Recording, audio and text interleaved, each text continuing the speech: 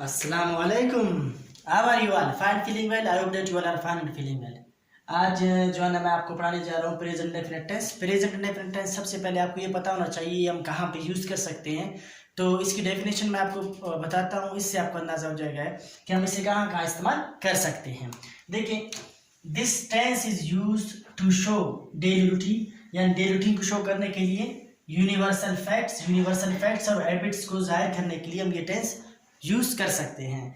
तो सबसे पहले आपको बताओ डे रूटीन किसे कहते हैं। डे रूटीन वही होता है जो आप सुबह सवेरे उठ के और रात को सोने तक जो भी आप करते हो इस दरमियान, इस इंटरवल में, तो वो आपका डे रूटीन कहलाता है। जैसे कि एक स्टूडेंट का डे रूटीन ये होता है कि वो सुबह सवेरे उठ के अगर नमाज़ पढ़ता है तो नमाज़ पढ़ता है, तो नमाज़ पढ़ने के बाद नाश्ता वगैरह करके जो है ना थोड़ा सा स्टडी करने के बाद फिर वो स्कूल के लिए तैयार हो जाता है, वो स्कूल जाता है, फिर वहाँ पर स्कूल अटेंड करता है, फिर वहाँ से जब वो वापस आता है स्कूल छुट्टी होने के बाद फिर मदरसा जाता है, उसके बाद ट्यूशन जाता है।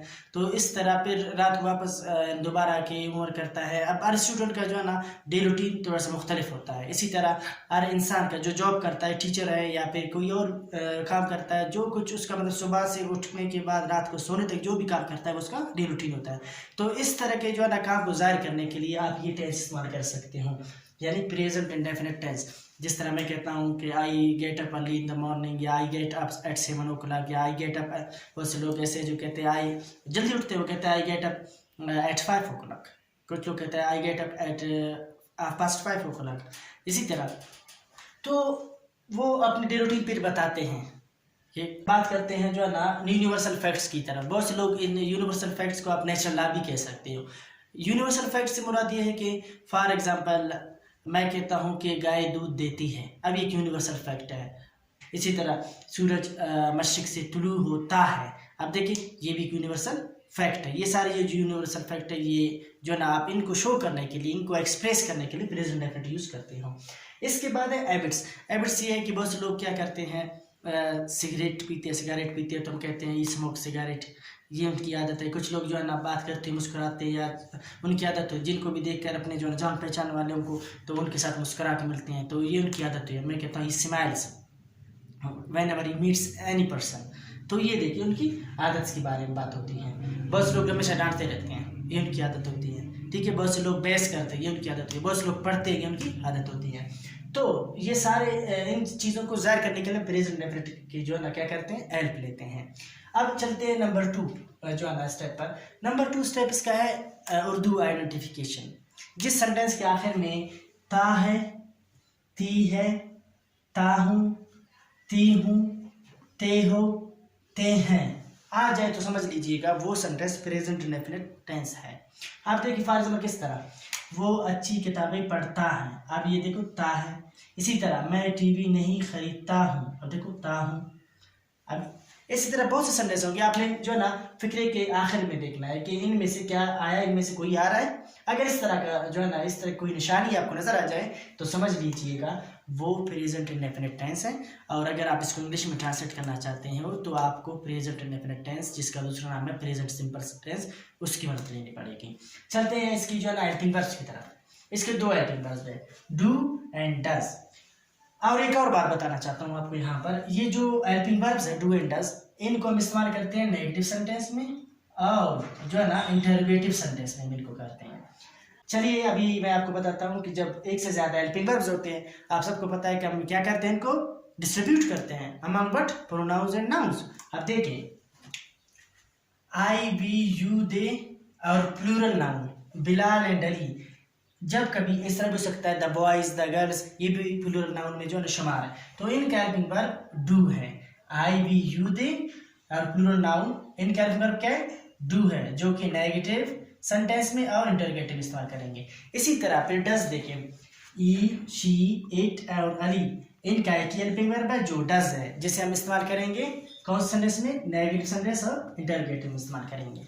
अब देखिए सिंगुलर है, मैंने यहाँ पे लिखा है अली, ये इस तरह भी हो सकता है the fish lives in the water. अब ये क्या है, ये फिश फॉर एग्जांपल, ये तो अली लिखा हुआ है फिश। अब जो मैं नाउन इस्तेमाल कर रहा हूँ ये भी सिंगुलर नाउन है, वो भी सिंगुलर नाउन में शुमार है, तो इनका हेल्पिंग वर्ब क्या है, डज। याद क्लियर है। अब चलते हैं नंबर 4 स्टेप पर, और वो क्या है, subject plus first form of verb या फिर S form of verb plus object. अब कुछ लोग कहेंगे कि एस फॉर्म भी है, आई एस फॉर्म भी है और ई एस फॉर्म भी है। मैंने सिर्फ यहाँ पे एस फॉर्म लिखा है, तो आप अगर देखें ई एस फॉर्म में भी तो एस आता है, आई ई एस फॉर्म में भी तो एस आता है। तो लिहाजा मैं आपको ये बताऊं, सब्जेक्ट प्लस फर्स्ट फॉर्म या फिर एस फॉर्म और वर्ब प्लस ऑब्जेक्ट। समझ आ गई? फार्मूला है, इसको मैं दो हिस्सों में तकसीम करता हूँ। देखें, सब्जेक्ट प्लस फर्स्ट फॉर्म और वर्ब प्लस ऑब्जेक्ट, यानी कि एक हिस्सा ये हुआ इसका। ये हम यूज करेंगे उन नाउन प्रोनाउंस के साथ जिनका हेल्पिंग वर्ब डू है, यानी क्या, आई वी यू दे और प्लूरल नाउन, जिस तरह मैं लिखता हूँ द बॉयज, इन सब का जो है ना, अगर आप सेंटेंस बनाना चाहते हो पॉजिटिव में, तो इनका हेल्पिंग वर्ब, इनका फार्मूला ये होगा। हेल्पिंग वर्ब मैं बोल रहा हूँ, इनका फार्मूला ये होगा। इन जो है ना सेंटेंस बनाते हैं, जो है ना, देखिए, subject plus s form of verb plus object, ये उन तमाम प्रोनाउन का जो है ना फार्मूला है जिनका हेल्पिंग वर्ब क्या है, डज है। जैसे कि ई, शी, इट और सिंगुलर नाउन, कोई भी नाउन हो सकता है सिंगुलर नाउन। जिस तरह मैं लिखता हूँ द बॉय, वहां पे बॉयज था, यहाँ पे बॉय। तो इन सब का जो है ना, अगर आप इनमें से आपका सेंटेंस शुरू होता है इस प्रोनाउन से, इससे या एक सिंगुलर नाउन से, तो उस वक्त आप एस फॉर्म यूज करेंगे सब्जेक्ट के फॉर्म बाद। और यहाँ पर अगर आई वी यू दे, इनमें से कोई भी प्रोनाउन आपका प्रोनाउन यूज होता है यहाँ पर, तो उसके साथ आप फर्स्ट फॉर्म इस्तेमाल करते हैं। चलिए अब कुछ सेंटेंसेस बनाते हैं प्रेजेंट इंडेफिनिट टेंस का, जिसका दूसरा नाम प्रेजेंट सिंपल टेंस भी है। आप देखें, आई टीच स्टूडेंट्स, ये आपका सब्जेक्ट है, सब्जेक्ट आई है plus first form of verb है और प्लस ऑब्जेक्ट है। आई टीच स्टूडेंट्स, अगर इसको हम ट्रांसलेट करेंगे कुछ इस तरह से होगा, मैं तुलबा को पढ़ाता हूँ, और सेंटेंस के आखिर में देखो ताहू भी आ गया, तो ये प्रेजेंट इंडेफिनिट टेंस है। आगे देखिए, वी लव आवर रिलीजन। अब यहाँ पर देखिए, वी यहाँ पे सब्जेक्ट है, वर्ब यहाँ पर first form verb love use किया गया है, आवर रिलीजन ये हमारा ऑब्जेक्ट है। हम अपने मजहब से प्यार करते हैं, और देखो फिक्रे के आखिर में क्या आया, दे हैं। इसी तरह सेंटेंस के तीसरा सेंटेंस देखिए, यू ऑलवेज हेल्प मी, आप हमेशा मेरी मदद करते हैं। अब देखिए सेंटेंस तीसरा सेंटेंस देखिए, you always help me, you subject, इसके बाद ऑलवेज एक एडवर्ब है, फिर help me first form of verb है और मी यहाँ पे ऑब्जेक्ट। आप हमेशा मेरी मदद करते हो, देखो करते हो, ते हो आ गया, तो ये सेंटेंस प्रेजेंट इंडेफिनिट की निशानी भी आपको पता है उर्दू में जब इस तरह आ जाए। और ये सेंटेंस क्या है, प्रेजेंट इंडेफिनिट का है, जिसको मैंने यहाँ पे ट्रांसलेट किया है। इसी तरह अगर सेंटेंस के आखिर में मैं एक जनरल सेंटेंस बताता हूँ आपको, दे देखिए, I play, we play, you play, they play, the boys play football. अब देखिए यहाँ पर भी लिखा है, जगह नहीं थी, F for foot, B for ball, इसे फेसबुक मत समझिएगा, ठीक है, यहाँ तक क्लियर है। अगर फॉर एग्जाम्पल इनका अगर नेगेटिव सेंटेंस बनाना हो तो हम क्या करते हैं, उसके लिए बहुत ईजी है। आप सबको मैंने कहा था कि ये जो आई वी यू दे या फिर प्लूरल नाउन है, इनका हेल्पिंग वर्ब क्या है, डू है, और जो कि पॉजिटिव सेंटेंस में इस्तेमाल हम नहीं करते, लेकिन नेगेटिव और इंटरोगेटिव में करते हैं। तो नेगेटिव सेंटेंस में जो हम क्या करते हैं, सब्जेक्ट के फौरन बाद डू नॉट लगाते हैं। क्या लगाते हैं, डू नॉट। अब डू हेल्पिंग वर्ब है, नॉट ये शो करता है कि नेगेटिव सेंटेंस है, तो प्लस वही सेंटेंस हम लिखेंगे। किस तरह, ये देखो, आई डू नॉट टीच, ये देखिए, I do not teach the students, ठीक है। ये देखो, we love our religion, we do not love our religion. इसी तरह, you always help me, you do not always help me. Interrogative sentence बनाना हो वो बहुत ज्यादा इजी है। आपने क्या करना है, हेल्पिंग वर्ब जो आपका होगा उसे शुरू में लगाना होगा। किस तरह, मैं कहता हूं आपसे, डू यू ऑलवेज हेल्प मी, क्या आप हमेशा मेरी मदद करते हो। इसी तरह ये देखिए, do we love our religion, do I teach students, मतलब क्या कर रहा हूं मैं, यहाँ पे हेल्पिंग वर्ब को शुरू में लगा रहा हूँ, वो इंटरोगेटिव सेंटेंसेस हो रहे हैं। तो ये था जो है ना आई वी यू दे के साथ सेंटेंसेस। अब कुछ सेंटेंसेस बनाते हैं ई शी इट से। ये देखिए, यहाँ पर मैंने आप सबसे कहा था कि यहाँ पे एस फॉर्म इस्तेमाल करेंगे, या जो है ना एस फॉर्म में ये भी आता है, ई एस फॉर्म भी है, आई एस फॉर्म भी है, लेकिन इनमें भी एस यूज होता है, जिस तरह मैंने शुरू में कहा है। ये देखें, लेकिन आपको कैसे पता चलेगा कि कहाँ पर हमने सिंपल एस फॉर्म यूज करना है, कहाँ पे ई एस करना है और कहाँ पे आई ई एस करना है। ये बहुत सिंपल है। यहाँ पे देखिए, जो सेंटेंस यानी कि जो वर्ब, सॉरी सेंटेंस बोल रहा हूँ, जो वर्ब खत्म होता है किस पर, CH पर या O पर या SH पर, ठीक हो गया कि नहीं। तो हम क्या करते हैं वहाँ पर वर्ब को जब कभी भी जो है ना हमने जो ना उसका प्रेजेंट इंडेफिनिट में इस्तेमाल करना है, इसको ख़त्म होता हो, तो वहाँ पर हम क्या कहते हैं, जो वर्ब भी ख़त्म होता है CH पर, O पर या SH पर, अगर हमें उसका S फॉर्म बनाना है तो हम क्या करते हैं, S के बजाय क्या करते हैं, ES का इजाफा करते हैं। जिस तरह लिखता हूँ मैं कैच, ये देखिए कैचेस, ES का इजाफा किया मैंने। जिस तरह गो है, इसका S फॉर्म क्या होगा, गोज।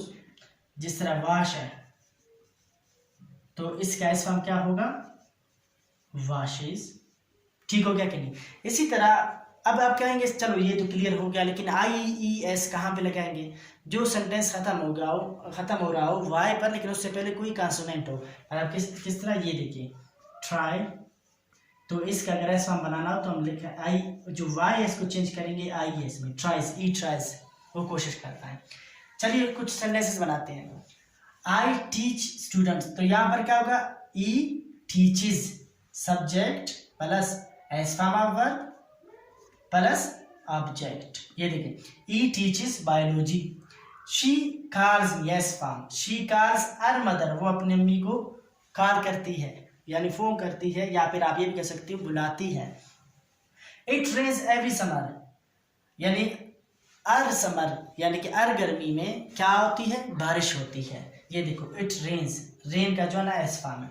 इसी तरह मैंने एक जनरल सेंटेंस बनाया है, यानी कि सेंटेंस के शुरू में ई आ जाए तो एस फॉर्म, शी आ जाए तो एस फॉर्म, अली यानी सिंगुलर नाउन आ जाए तो एस फॉर्म, इसी तरह कोई सिंगल जो है ना नाम आ जाए तो एस फॉर्म। अब यहाँ पर plus object, E place piano, she place piano, Ali place piano, the boy place piano. इनका नेगेटिव सेंटेंस बनाना बिल्कुल इजी है, आप सबको पता है। इन सब का हेल्पिंग वर्ब जो आपके पास है प्रोनाउन में ई, शी, इट, सिंगुलर नाउन इनका डज है। तो अगर नेगेटिव सेंटेंस बनाना हो तो सब्जेक्ट के फौरन बाद डज नॉट लगाना होगा हमें।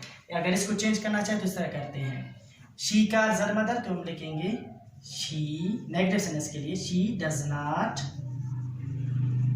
Not call her mother.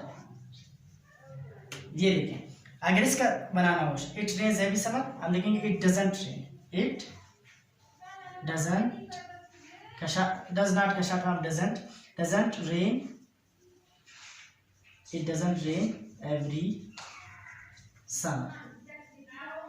ये देखें, आप जरा देखें, ये बात याद रखना कि जब कभी भी नेगेटिव सेंटेंस बनाना हो ई शीट के साथ, फिर नेगेटिव सेंटेंस में या इंटरोगेटिव सेंटेंस में हम दोबारा एस फॉर्म यूज़ नहीं करते। उसकी खास वजह है कि ग्रामर के रूल के मुताबिक हम एक ही सेंटेंस में दो एस फॉर्म इस्तेमाल नहीं कर सकते। अब देखिए यहाँ पर शी डज नॉट, डज में पहले से एक एस फॉर्म मौजूद है, जिसकी वजह से हम दोबारा जो हमारा मेन वर्ब है वहाँ पे फर्स्ट फॉर्म यूज़ करेंगे।